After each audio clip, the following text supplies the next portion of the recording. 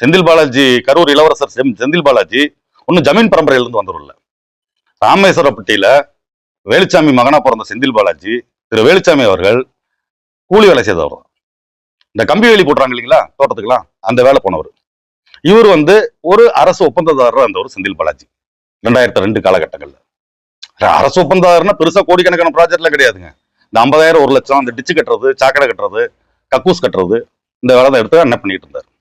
அப்படி பண்ணிட்டு இருக்கிறப்போ ஒரு நாள் கூலி கொடுக்க காசு இல்லை.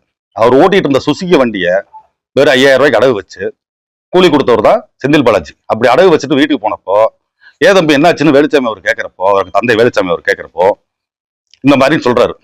அவரு இந்த கம்பி வேலி வேலைக்கு போன காசு ஒரு 3,000மும் அவங்க அம்மா கோழி வித்த காசு ஒரு 2,000 போட்டு அண்ணனுக்கு கொடுக்குறாங்க. அதுக்கப்புறம் தான் வண்டி மூட்டுறாரு.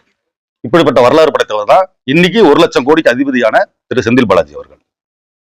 அவர்கிட்ட இருக்கிற சொத்து மதிப்பு 1 லட்சம் கோடியை தாண்டும்.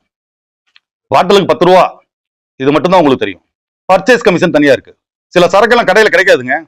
ஏன்னா அவங்க அண்ணனுக்கு கமிஷன் தரலினா அந்த சரக்கு வாங்க மாட்டாங்க, டாஸ்மாக் வாங்காது.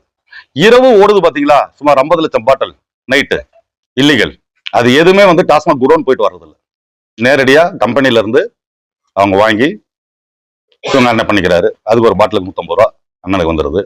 இதுக்கு மேல மின்சாரம் 1 மெகாவாட் போடணும்னா 25 லட்சம் அண்ணனுக்கு படி இழக்கணும். அதுல பர்ச்சேஸ்க்கு தனியா கமிஷன்.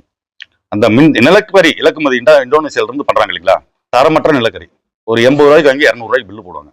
அதை ஏத்திட்டு வர்றதுக்கு டிரான்சிஸ்ட்ல ஒரு 12 கப்பல் இருக்கு. ஸ்கிராப்புக்கு போடுற கப்பல் வாங்கி உலகத்திலேயே அதிக வாடகை, அதாவது கப்பலுக்குன்னு ஒரு நிர்ணயம் பண்ணுவாங்க. அதுல உலகத்துல அதிகப்படியான வாடகை நிர்ணயம் பண்ற அந்த அமௌண்ட் இந்த கப்பலுக்கு நிர்ணயம் பண்ணி அங்க இருந்து, அதாவது ஒரு ஷிப்ல வரும் நிலக்கரி, அதுல இருந்து கரை கொண்டாடணும். அந்த கப்பல் அதுக்கு அதிக வாடகை கொடுக்குறாங்க. அதுக்கு ஏத்துற கிரெயின்ல இருந்து, கண்டெய்னர்ல இருந்து, ஹிட்டாச்சி லோடிங்ல இருந்து, லாரில இருந்து எல்லாத்துலயும் கமிஷன் அடிச்சு வச்சிருக்க தொகை. அந்த மாதிரி அண்ணன் 39 தொகுதிக்கு பொறுப்பாளராக போட்டிருக்காங்க. 39 தொகுதிக்கு அவர் தொகுதிக்கு 2,500 கோடி கூட செலவு பண்ணாலும் அவருக்கு ஒரு 10,000 கோடி மிச்சம் இருக்கும்.